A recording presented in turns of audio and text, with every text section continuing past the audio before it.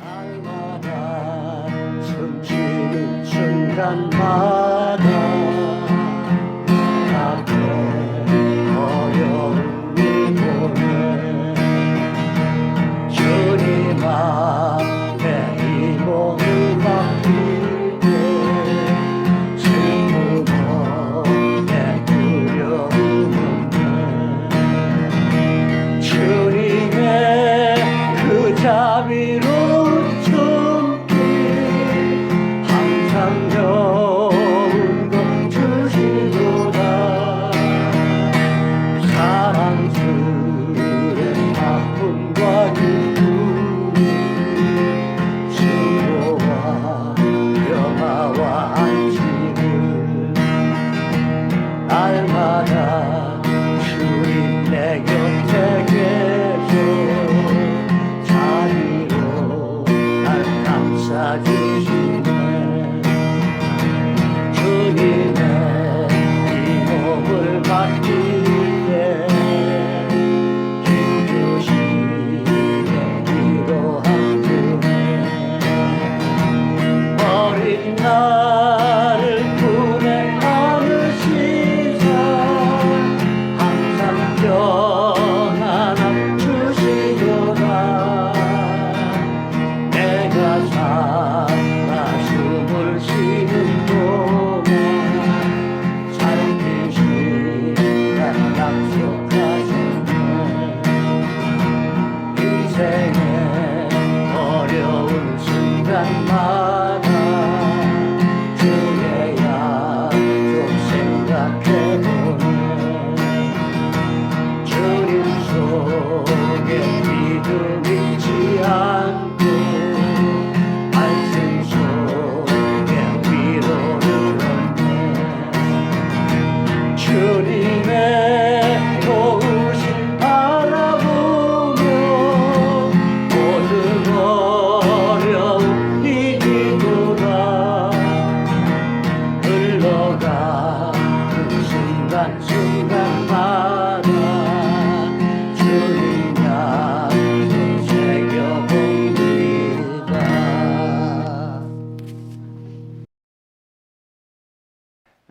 하나님께서 나는 변하지 아니한다 이렇게 말씀하셨습니다. 그리고 나의 규례를 지키고 내게 돌아오면 내가 너희에게로 돌아가리라 라고 말씀하셨습니다. 하나님이 변하지 않는 분이시기 때문에 우리는 하나님께 돌아갈 수 있습니다. 하나님이 만약에 변하는 분이시라면 우리가 하나님께로 가기가 어렵습니다. 그래서 속된 말로 사랑이 변해요 그러는데 저번에 말씀드렸죠. 사랑은 변한다고.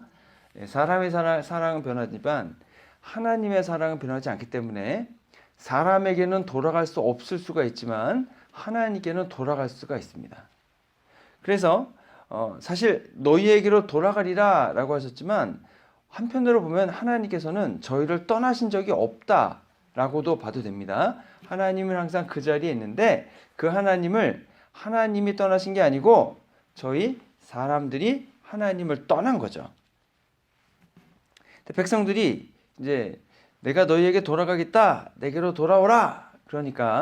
그러면 저희는 어떻게 돌아가겠습니까? 라고 방안을 물어보고 있습니다. 주님의 어떤 규례, 어떤 말씀을 지키지 않았습니까? 라는 말과 같고 어떤 규례를 지켜야겠습니까? 이런 질문과 같습니다. 그래서 8절에 보니까 전혀 엉뚱한 것 같은 답변을 하나님이 백성에게 주십니다. 너희가 지키지 않은 규례가 뭐냐면 너네가 하나님의 것을 도둑질했다 이렇게 얘기합니다. 그러니까 백성들이 깜짝 놀라는 겁니다. 아니 우리가 하나님 것을 어떻게 도둑질합니까? 우리가 하나님의 나라에 간 것도 아니고 하나님 나라에 가가지고 어떤 거를 훔쳤어야 도둑질하는 건데 우리는 하나님의 나라에 간 것도 아니고 어떻게 우리가 주님 것을 훔칠 수 있습니까? 라고 질문하는 겁니다.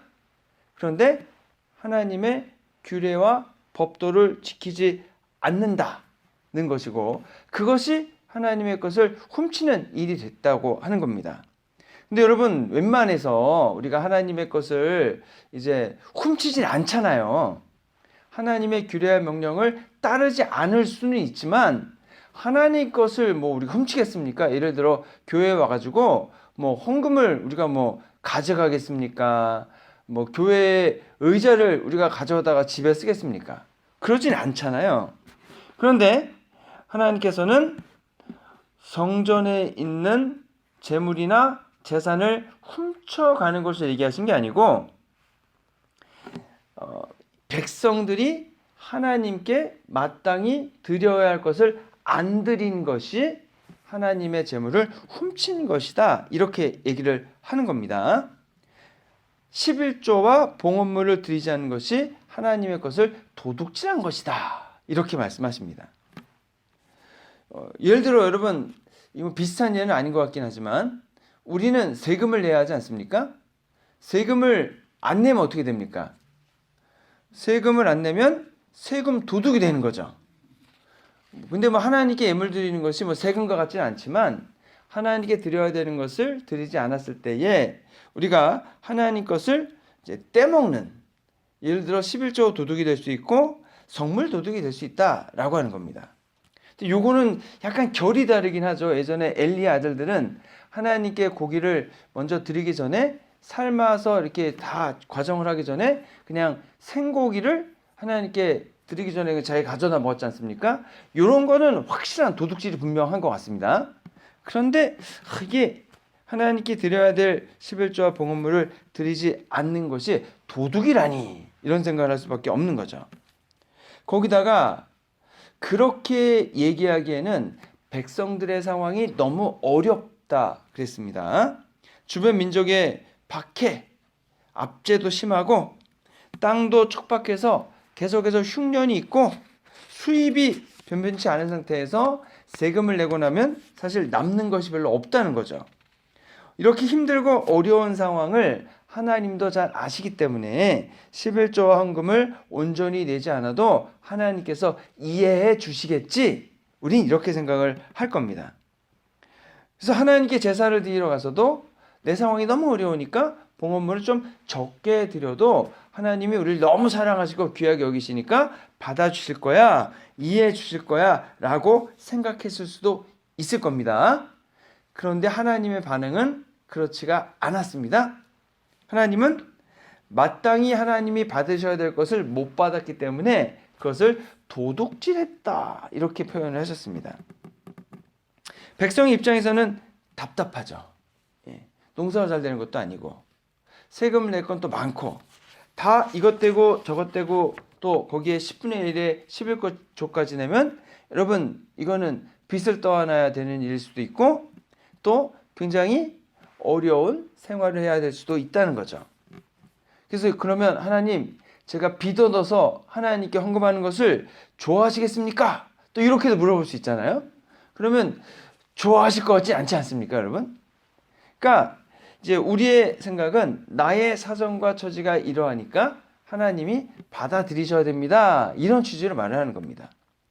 근데 하나님의 관심은 우리가 생각하는 이런 취지와는 다른 쪽의 말씀을 하시거든요.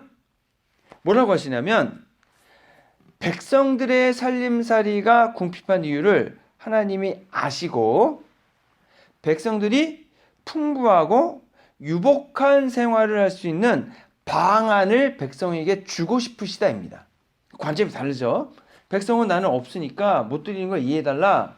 하나님은 너는 많은 것을 가지고 있을 수 있어. 그 많은 것을 가질 수 있는 방안을 내가 지금 너에게 알려주는 거야. 관점이 좀 다르죠. 이스라엘 백성이 풍족하게 살 수 있는 길은 하나님이 함께 하시면서 도와주시고 복을 내려주셔야 됩니다. 하나님께서 그럼 함께 하셔야 그 복을 받는데 하나님이 함께 하시려면 하나님의 말씀을 따라 하나님이 원하시는 삶을 살아야 합니다. 하나님이 이스라엘 백성에게 땅을 주셨다고 했습니다. 여러분, 가나안 사람들이 일구어놓은 땅을 이스라엘 백성은 물론 전쟁을 하긴 했지만 그 전쟁조차도 하나님이 다 승리를 가져다 주신 거기 때문에 이스라엘 사람들은 가나안 사람들이 일구어놓은 포도원이며 밭이며 무화과나무며 다 거저 얻었다는 거죠. 땅을 받는 조건 중에 하나가 뭐였냐? 하나님께 11조를 드리라 했습니다. 그리고 첫 태생, 첫 수확은 하나님의 것이다 라고 하셔서 하나님께 가져오라 라고 하셨습니다. 사실 여러분 이렇게 이 정도로 필요한 것을 다 받았다고 하면은 여러분 원래 이 수입은 누구 것이어야 됩니까? 하나님 것이죠. 모든 수입은 하나님 것이고 내가 받을 수 있는 것은 내가 제공한 노동력에 대한 답례만 받으면 되는 거죠. 예를 들어 여러분 예전에는 소작이란 걸 하지 않았습니까? 소작을 하면 보통 몇 대 몇으로 나눠 가졌죠? 5대5. 예, 주인이 5를 가지고 그 소작을 한 그 분이 5를 갖는 겁니다. 자, 그러면 하나님이 땅도 주시고 그 다음에 비도 내려주시고 햇빛도 내려주시고 필요한 모든 것을 다 공급하셔서 이 땅을 일구게 했습니다. 그러면 수입에 얼마를 백성이 가지는 게 낫겠습니까? 예, 소작도 5대5인데 그러면 10분의 1을 드리는 것보다는 더 드리는 게 맞지 않냐? 이런 생각할 수 있죠. 그렇게 되면은 여러분 이스라엘 백성이 수입의 10분의 1을 하나님께 드리는 것은 대단히 좋은 조건이라는 것을 알 수 있습니다. 물론 뭐 여기에다가 또 국가에는 세금도 있고 하니까 어렵긴 하겠죠. 그런데 여러분 11조를 내면은 하나님께서 이스라엘 백성에게 잘 살도록 도와주시고 풍년을 주시겠다라고 약속을 하시는 겁니다. 이유는 간단합니다.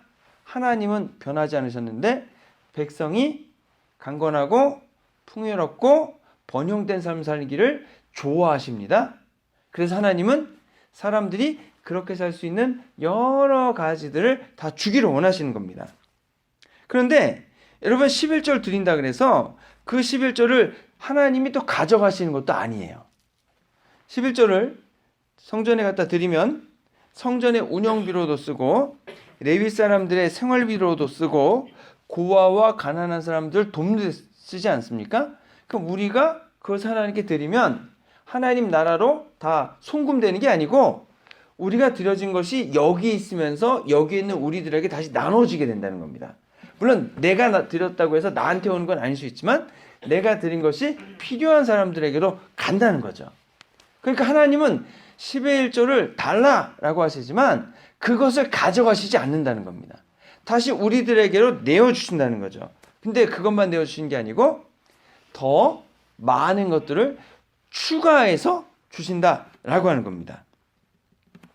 자, 그러면 여러분 이 11조가 우리가 드리면 레위 사람들이 이제 생활비를 받습니다.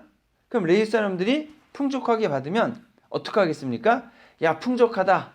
나는 아무것도 안 하고 놀고 먹자라고 하겠습니까? 풍족하게 해주신 하나님께 감사해서 더 열심히 제사장 직무를 감당하고 레위인의 직무를 감당하겠습니까? 레위인의 직무를 잘 감당하고 제사장 직무를 잘 감당하면 백성이 하나님께 나아왔을 때 죄를 용서함을 받고 하나님께 나아갈 수 있도록 잘 돕지 않겠습니까? 그러면 백성들이 하나님을 잘 믿을 수 있도록 또 말씀을 가르치지 않겠습니까? 그러면 하나님께 10의 1조를 드렸는데 혜택은 누가 누린다? 하나님께 나가는 내가 누린다 라고 하는 겁니다. 하나님을 열심히 섬기게 되고 하나님이 백성과 함께 하시게 되고 그러면 하나님이 계시는 곳에 가서 하나님을 잘 예배할 수 있도록 하고 자 그러면 하나님이 함께 하시면서 넉넉한 복을 우리들에게 베풀어 주신다라고 하는 겁니다.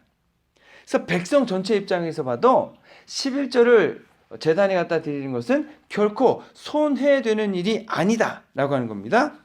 그래서 사실 11조라는 것이 우리가 뭐 이걸 의무로 보고 뭐 돈 나가는 것만 생각하면 그렇지만 하나님이 우리와 함께 하시면서 복을 주시는 것을 믿는 사람에게 있어서는 11조 드리는 게 전혀 아깝지가 않습니다. 왜냐하면 하나님의 도우심과 돌보심이 내가 드린 금액보다 훨씬 큰 것들이 많기 때문이죠. 근데도 이스라엘 백성들은 11조를 잘 내지 않았다는 겁니다. 물론 사정이 다 있긴 하겠죠. 그런데 여러분 엄격히 말하면 이것은 하나님과 이스라엘 백성 사이의 계약 위반입니다. 그렇죠? 근데 계약 위반을 하게 되면 누가 더 손해입니까? 하나님이 더 손해일까요? 백성들이 더 손해일까요? 저는 백성들이 더 손해라고 생각합니다. 왜냐하면 계약이 파기됐잖아요. 그럼 백성들 입장에서 좋겠죠. 야, 우리 11조 내지 않아도 된다. 이제 10%를 더 써도 돼. 근데 여러분 생각하셔야 됩니다. 하나님 쪽에서도 계약을 더 이상 지키지 않아도 되는 거죠. 계약을 지키지 않을 자유를 누가 줬다? 이스라엘 백성이 하나님께 줬다. 이렇게 되는 겁니다. 여러분, 우리는 어떻게 생각하냐면, 아니, 내가 계약을 좀 어겼다 할지라도 하나님은 하나님이시니까 나에게 한 약속을 다 지키셔야 되는 거 아닙니까? 우린 이렇게 생각을 해요. 나는 안 해도 하나님은 무조건 해주셔야 된다. 그런데 여러분, 하나님 입장에서 보면 하나님의 말씀을 따르지도 않고 계약을 지키지도 않는 사람들에게 계속 복을 줘요.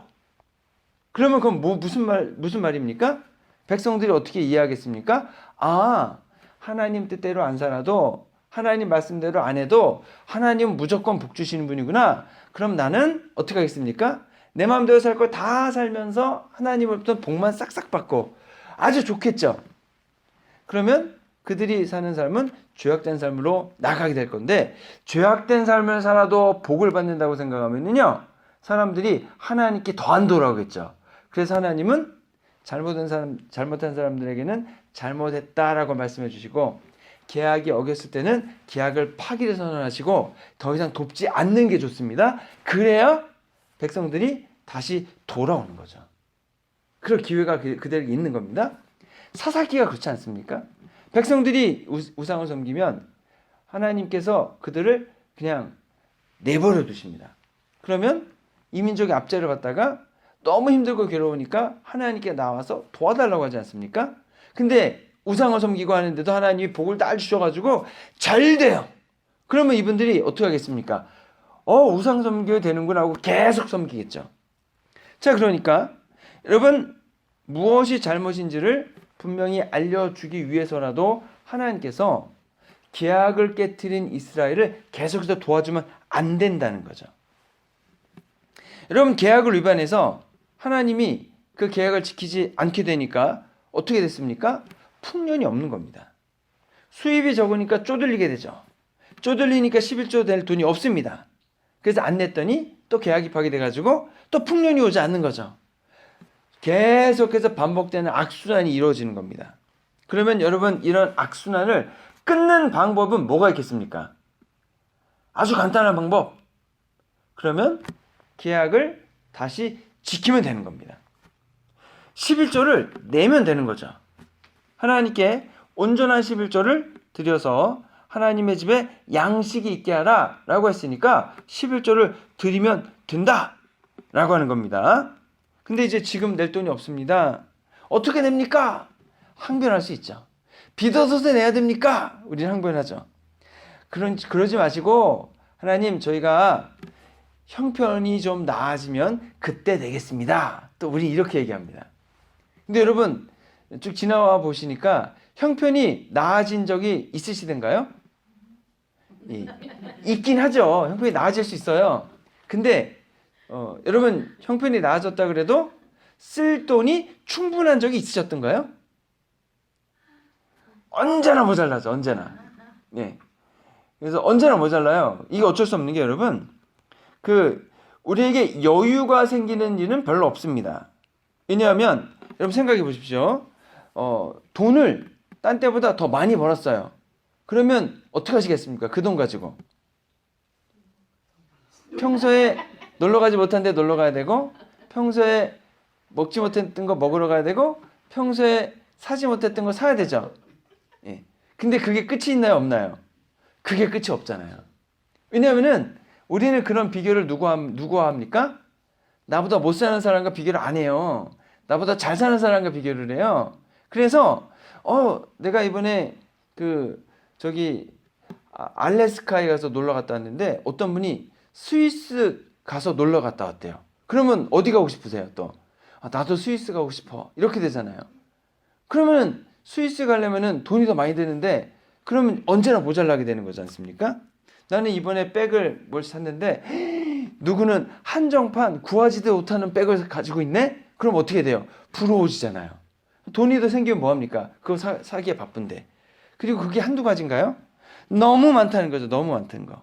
남들이 가진 거 다 가져야 되고 남들이 사는데 다 살아야 되고 한이 없어야 하니 여러분 태평양물을 다 마셔도 목마르다. 어떻게 다 그걸 채워줘요? 자, 그래서 여러분 어떻게 해야 됩니까? 예, 항상 여러분 은행에서 빚을 끌어다가 쓰는 것이 기업이죠. 기업이 돈을 많이 벌어요. 그러면 돈을 많이 벌었으니까 야 우리 다 벌었다 잘 됐다 이만하자라고 하는 기업이 있습니까 없습니까? 그런 기업은 없는 것 같아요. 돈을 더 많이 빌리고 더 많은 분야에 진출하고 더 많은 걸 하려고 하잖아요. 야, 만족이 없어요. 만족이. 여러분 그래서 지금 내가 하나님께 헌금할 여유가 없다는 것은요. 그거는 모든 사람에게 있어서 당연합니다. 왜냐하면 우리 항상 쓸 돈보다 가지고 있는 돈이 적으니까. 그렇기 때문에 여러분 하나님께서 우리에게 11조를 하라라고 하셨을 때 여러분 지금 내가 하나님께 11조를 하게 되면 하나님이 우리에게 넉넉한 돌보심을 베풀어 준다는 겁니다. 풍년을 주시고 그리고 하나님께서 보호해 주심을 통해서 과외로 나가는 돈이 없어지게 되고 11조를 내지 않으면 풍년은 없어질 겁니다. 그러면 계속해서 소출이 적게 되고 넉넉하지 않은 삶이 반복될 겁니다. 그러면 어떻게 하나님께 11조를 드릴 수 있는가? 제가 생각할 때는 방법은 하나밖에 없어요. 예를 들어 월급이나 수입이 들어오면 그냥 눈 딱 감고 아무 생각하지 않고 그냥 10분의 1을 딱 떼가지고 그냥 하나님께 헌금을 하는 겁니다. 그리고 나머지 가지고 쓰는 거죠. 예. 이거가 가장 좋은 방법인 것 같아요. 다른 고민하지 말고 그냥 단순하게 그냥 수입에 열에 하나를 딱 해서 교회에 갖다 내야 돼요. 나중에 모아서 내야지 그럼 또 뺏어 쓰잖아요. 예. 그러니까 그냥 딱 갖다 헌금을 하고 나머지 가지고서 이제 쓰는 건데 여러분 이거 신용카드 쓰면 안 되고요. 그때 그걸 다 현금으로 찾아오는 겁니다. 현금을 내는 겁니다. 그러면서 내가 돈이 나가는 게 내 눈으로 보여야 되는 거죠. 그래야 아끼게 되거든요. 근데 신용카드는 안 보여요. 이게 쓰면. 그래서 그렇게 하는 겁니다. 그러면 여러분 11조를 하게 되면 쪼들린다는 생각을 하게 됩니다. 아 이게 평소에 있는 것도 모자랐는데 거기서 10분의 1 없어졌으니까 90%만 남은 거 아니에요. 쪼달린다는 생각을 하게 되거든요. 그런데 여러분 몇 달 지나잖아요. 그러면 10%를 있으나 더 있으나 10%가 더 없으나 사실은 별 차이가 없어지더라는 겁니다. 이게 놀라운 겁니다. 왜 그런가? 여러분 생각해 보면은 우리에게 필요한 것을 누가 공급해 주신다? 하나님이 내가 인식하지 못하는 상황에서 공급해 주시더라라는 겁니다. 물론 기준이 있습니다. 나의 기준에서 충분히 주시는 거지 다른 사람과 비교했을 때 그 사람만큼 주시는 건 아니에요. 우리는 기준을 어떻게 봐요? 그 사람들만큼 내한테 주셔야 된다고 생각하는데 그게 아니고 나에게 있어서 내가 생활하는 데 필요한 넉넉함을 주신다라고 하는 겁니다. 이것을 보여주는 예가 여러분 제가 자주 말씀드리는 게 이제 해방 후 남한교회입니다. 여러분 해방 후에 남한교회는 사실 별로 없었어요. 교회가 북한 지역에 교회가 많았었죠. 예수 믿는 사람이 많았고 근데 그 당시 농업 국가지 않았습니까? 근데 북한에 있는 기독교인들이 월남하면서 그 가장 큰 재산이 뭐예요? 공장이나 땅인데 그걸 가지고 올 수가 없지 않습니까? 그래서 북한에 두고 왔어요. 그래서 그분들은 아직까지도 북한 땅 먼저 가지고 계시대요. 지금 70년 넘었는데 뭐 소용이 있나요 없나요? 없죠. 아무것도 없이 맨몸으로 오신 분들이거든요. 근데 그분들은 하나님 있는 믿음과 신앙이 있었습니다. 버는 게 없고 수입이 적어도 철저한 11조 신앙을 했고 자기는 잘 수 있는 방 한 칸이 없었지만 가마니를 깔고서라도 뭐 먼저 세웠어요? 교회를 먼저 세웠다고 하는 겁니다. 여러분 생각해 보십시오. 남한 사람들은 집도 있고 땅도 있습니다. 북한 사람들은 맨몸으로 왔습니다. 그런데 남한 사람들은 신앙이 없으니까 하나님께 드리는 게 별로 없습니다. 근데 북한 사람들은 있는 게 없어도 그들의 신앙의 크기에 따라서 철저한 11조 생활을 하고 그리고 목사님도 가난하죠. 그러니까 우리 집 아침에 밥할 때에 여러분 쌀 이렇게 독에서 푸잖아요. 쌀독에 뭐 얼마나 쌀이 많겠어요. 조금 요 먹을 만큼 하는데 그 중에서도 한 줌을 딱 떼가지고 성미를 낸단 말입니다. 그렇게 신앙생활을 하셨거든요. 근데 여러분 지금 돌아보십시오. 한국에 있는 대형교회라고 하는 교회들 다 북한에서 남한으로 내려오신 분들에 의해서 세워진 교회입니다. 광림교회, 예, 그 광림교회 그 감독님은 선천, 예. 그다음에 여러분 소망교회, 영락교회, 그다음에 또 뭐가 있나요? 세문안교회인가? 어디죠? 예. 그다음에 세문안교회도 북한에서 오신 분들이 세운 교회고, 그다음에 뭐 다 그러세요. 그다음에 온누리교회, 사랑의 교회, 그거는 이제 그 바로 1세대가 아닌데 그분들은 다 아버님 어머님이 다 북한 출신이세요. 그러니까 여기에서 어렸을 때 내려오시거나 여기서 태어났었다 하더라도 그 부모님이 북한 분이신 분들. 여러분 한국에 있는 큰 교회들이 많이 이래요. 이걸 어떻게 이해할 수 있는가? 여러분 그 자녀들 2대 지나고 지금 3대 지나고 4대 5대까지 지나잖아요. 그 자녀들이 얼마나 잘 되는지 모릅니다. 다 전문직 가지고 계시고 교수님 하시고 의사 되시고 변호사 하시고 여러분 사는데 지장 있는 분이 별로 없어 보입니다. 그럼 그분들은 어떻게 이렇게 복을 받았는가? 북한에서 내려올 때는 아무것도 없었는데 하나님이 주시는 복을 받는 겁니다. 우리가 기억해야 될 것은 하나님이 하신 약속은 반드시 지키신다. 본문 10절에 내가 하늘문을 여고 너희에게 복을 쌓을 것이 없도록 붙지 아니하나 보라. 이 약속을 그대로 지키신다는 거죠. 이것이 어느 날 하늘에서 그냥 복이 쏟아져 들어가지고 그냥 복꽃 맞듯이 하나님이 주시는 복이 하루아침에 그냥 갑자기 퍽 생기거나 그런 거는 아닙니다. 그런데 하나님이 복을 주신 방법은 어떤 거냐? 메뚜기를 금해 주신다. 열매가 기한 전에 떨어지지 않게 해주신다.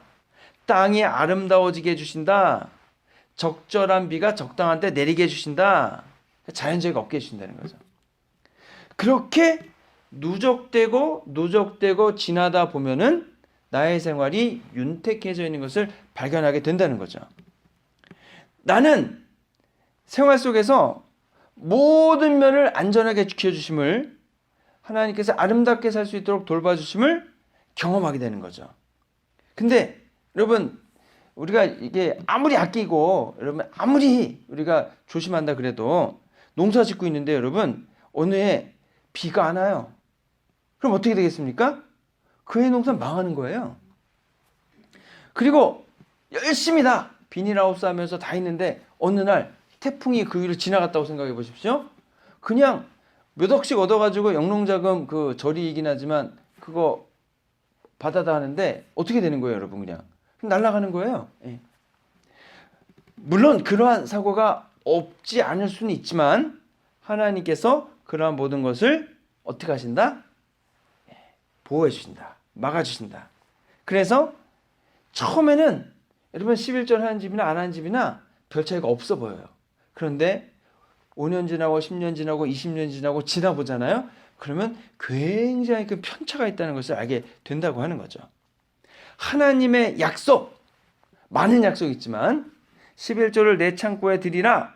그것도 온전한 11절 드리라. 라고 하면 나의 집에 양식이 있게 해라. 라고 하면 하나님은 뭘 약속하셨습니까? 하늘의 문을 여시고 하늘에 있는 복을 쌓을 것이 없도록 부어 주신다. 라고 했습니다. 이 복을 누가 받습니까? 난데 어떤 나? 예. 11조를 내 창고에 온전히 드린 사람에게 주신 복이잖아요. 그럼 나는 어떤 나야 됩니까? 하나님께 온전한 11조를 드리는 내가 돼야 되는 겁니다. 그래야 그 복을 받는 겁니다. 안 하면은 하나님도 약속을 지키실 필요가 없어요. 하나님도 채워주실 이유가 없어요. 근데 우리가 이제 이런 생각 하잖아요. 아우, 우리 자녀들도 그런 복을 받았으면 좋겠습니다. 그렇게 기도해 주십시오. 하는데 여러분 그 자녀들은 언제 이런 복을 받아요? 그들이 11조를 온전히 하나님의 창고에 드릴 때 그때 받겠죠. 자, 그래서 여러분 이거는 뭐 여러분이 뭐 타협할 수 있는 게 아닙니다. 뭐 다른 기준이 없습니다. 하나님께서 우리에게 계약을 맺으셨고 이 계약을 지키는 사람에게는 하나님도 계약을 지키시는 거죠.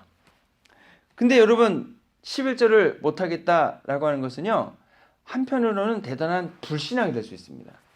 왜냐하면 11절을 못한다는 것은 내가 가진 돈이 줄어드니까 나는 못 살 수 있습니다 라는 말인데 여러분 하나님이 우리의 삶을 책임지신다고 했습니까? 안 하신다고 그랬습니까?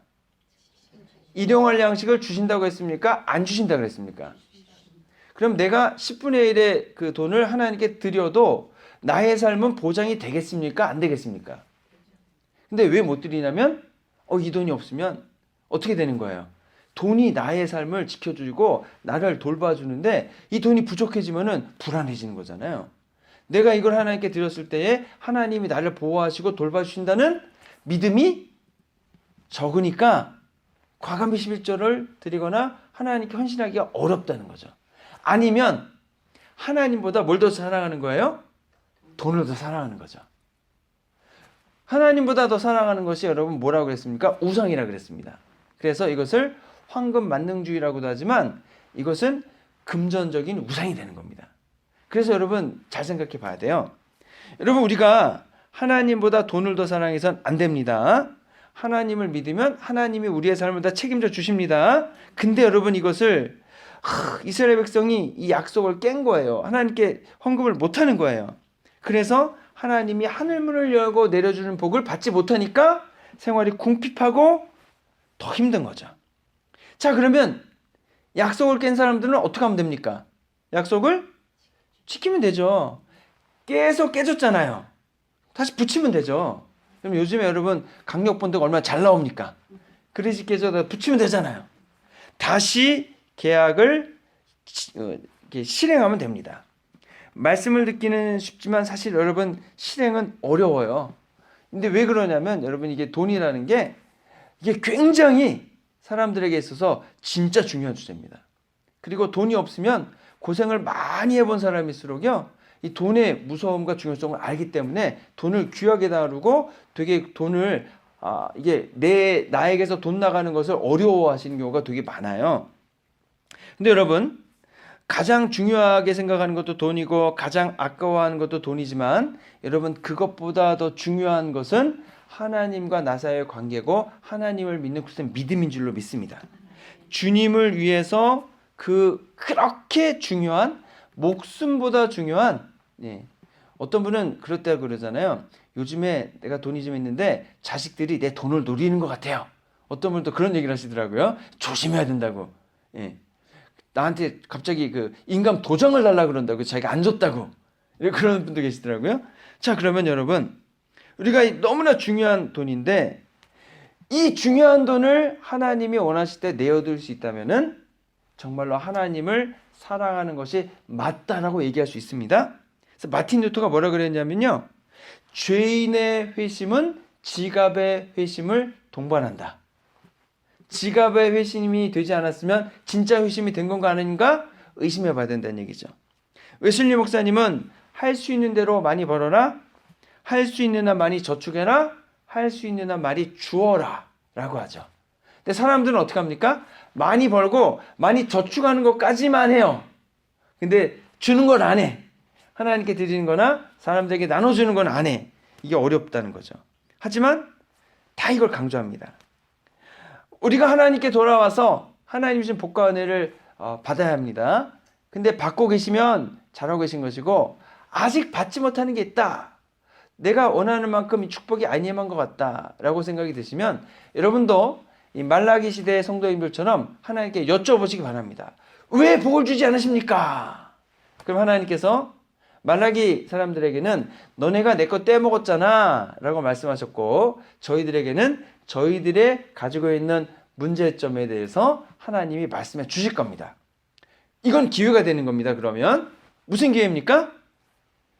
이것을 우리가 해결하면 되니까 다시 하나님의 복을 받을 수 있는 이제 기회가 되기 때문에 그렇습니다. 여러분 돈의 지배로부터는 떠나시는 게 좋습니다. 그게 꼭 하나님 믿는 것뿐 아니라 인간관계나 뭐 자녀나 뭐 여러 부모님의 관계 속에서 돈의 한계는 좀, 돈의 지배로부터는 좀 떠나셔서 그거를 고려하지 않고 넓은 관계 형성하는 게 되게 좋다는 거죠. 여러분, 무엇보다 돈을 하나님보다 더 중요한 자리에 놓으시면 안 됩니다. 하나님을 의지해야 여러분 돈도 나에게 따라오는 거고요. 하나님이 주신 복을 받아야 돈으로 살 수 없는 건강을 주님이 주시는 거고요. 아무리 성공하려고 해봐야 여러분 내 힘으로 되지 않을 때 하나님께서 나에게 성공을 가져다 주시게 되거든요. 내가 명예를 아무리 가지려고 해봐야 여러분 그것이 노욕이 될 수 있지 않습니까? 근데 하나님이 나를 밑에 자리에서 높이 올려주시면 나는 하나님께서 주시는 명예로운 사람이 될 수 있다는 거거든요. 하나님보다 더 중요한 게 있다고 고백하시면 안 되고요. 그 모든 것보다 하나님이 가장 중요하다고 고백하실 수 있는, 그래서 여러분 하나님이 우리의 마음과 중심을 보시고 인정해주는, 그래서 하늘의 문을 여시고 하나님이 가진 복과 내려주신 은혜를 가득 받아서 여러분 행복하고 풍요로운 삶을 사시는 저 여러분 되시기를 주님의 이름으로 축원합니다. 기도하겠습니다. 좋으신 아버지 하나님, 저희들이 돈을 하나님보다 더 중요한 자리에 놓지 않게 하여 주옵소서. 하나님께서 하늘의 문을 열고 복을 내려주실 만반의 준비를 하고 계신 줄 믿습니다. 저희들이 온전한 11조와 헌물을 주님께 드림으로 하나님께 주시고자 하는 복과 은혜 가득받아 우리의 믿음과 신앙을 세워갈 뿐 아니라 저희들 더욱더 하나님 원하시는 굳센 믿음을 세워나가고 주님께 쓰임받는 믿음의 끈 되도록 다 역사하여 주시옵소서. 우리를 권하신 예수 그리스도의 이름으로 기도했습니다. 아멘. 고달픈 삶의 은혜도 무뎌지고 곧 사라질 것에 내 맘 두네. 헛되고 헛된 것들을 바라보며 그 은혜를 놓치며 살았네. 주어진 삶을 묵묵히 살아가며 날 붙드신 주 예수를 보내. 사망 가운데 놓여진 나의 삶을 날 건지신 그 이름 예수. 나의 한숨을 바꾸셨네. 주를 향한 노래로, 소망의 노래로 나의 눈물을 거두신 주 예수 이름 안에 살게 하소서. 주어진 삶을 묵묵히 살아가며 날 붙드신 주 예수를 보내. 사망 가운데 놓여진 나의 삶을 날 건지신 그 이름 예수. 나의 한숨을 바꾸셨네. 주를 향한 노래로, 소망의 노래로 나의 눈물을 거두신 주 예수 이름 안에 살게 하소서.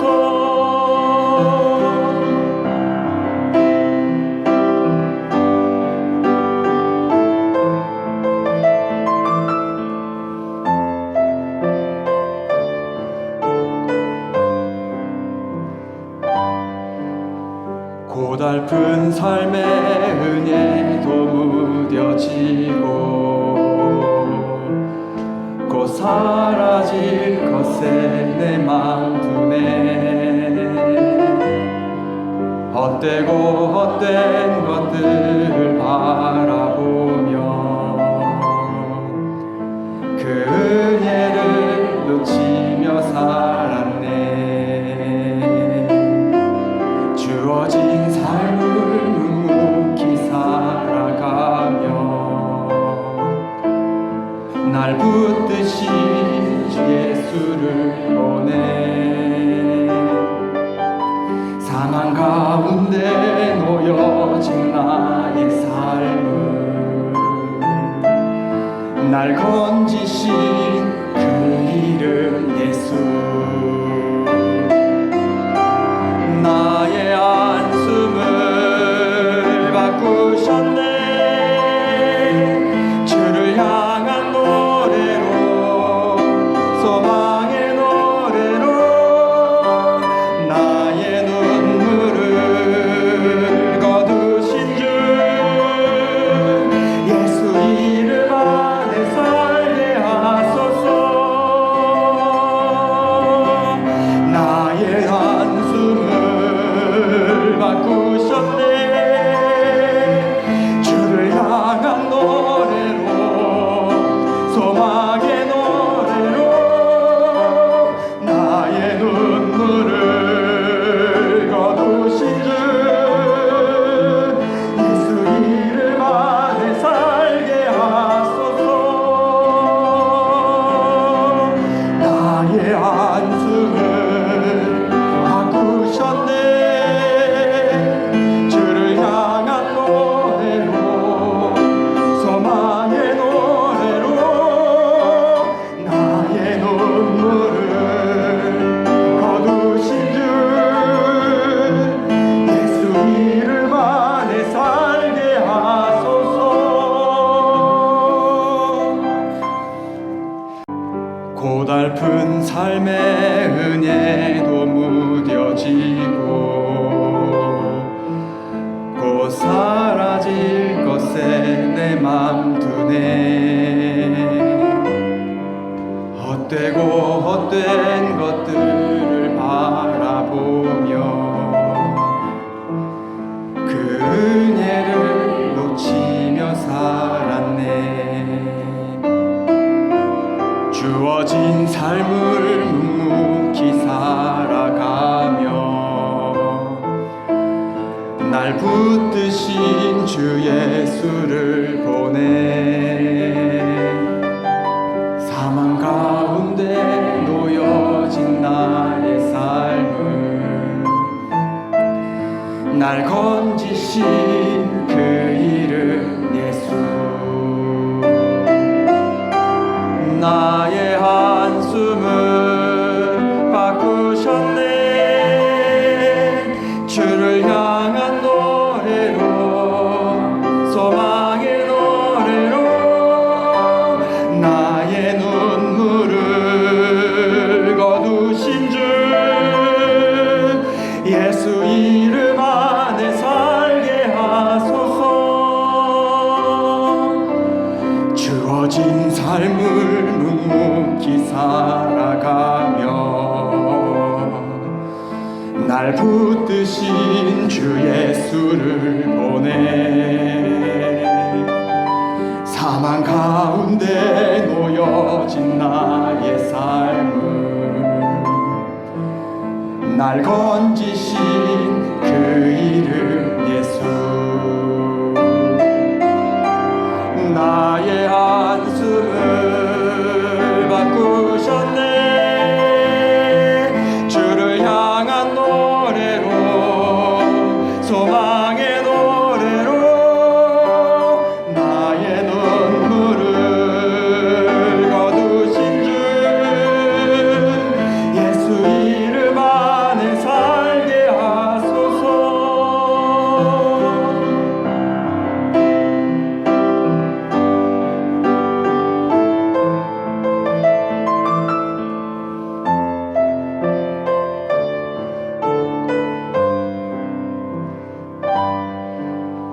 고달픈 삶의 은혜도 무뎌지고 곧 사라질 것에 내 맘 두네. 헛되고 헛된 것들을 바라보며 그 은혜를 놓치며 살았네. 주어진 삶을 묵묵히 살아가며 날 붙드신 주 예수를 보내 사망 가운데 놓여진 나의 삶을 날 건지신 그 이름 예수. 나의 안숨을 바꾸셨네. 주를 향한 노래로 소망의 노래로 나의 눈물을 거두신 주 예수 이름 안에 살게 하소서. 나의 한숨을 바꾸셨네. 주를 향한 노래로 소망의